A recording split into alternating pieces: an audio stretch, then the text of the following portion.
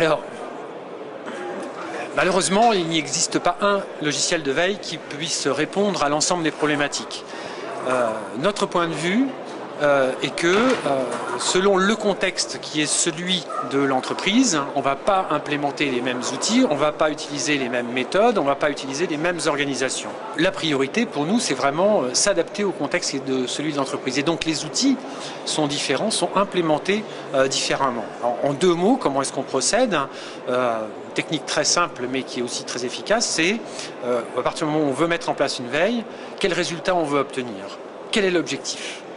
Où est-ce qu'on veut arriver? On part de là. Et après, on remonte la chaîne. Comment est-ce qu'on fait pour arriver à ce résultat-là? En s'adaptant au contexte, à l'organisation de l'entreprise. C'est quelque chose qui est en plein développement. Ça leur permet deux grands types d'activités.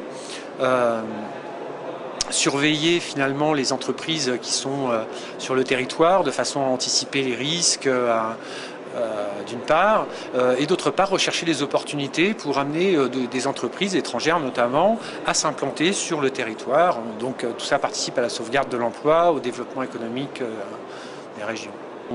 On voit de plus en plus de logiciels open source qui sont intégrés par les éditeurs de veille. Et on voit aujourd'hui, et c'est un phénomène assez récent, absolument tout ce qu'il faut en termes de logiciels open source pour faire de la veille, de la collecte, de l'indexation, de l'analyse linguistique, de l'analyse sémantique. Il y a des projets qui vont très loin en open source. Il y a toutes les briques, en quelque sorte, disponibles en open source. Et ça, évidemment, tous les éditeurs vont devoir en tenir compte. Et pourquoi pas utiliser ces briques, mais apporter une vraie valeur ajoutée qui va bien au-delà.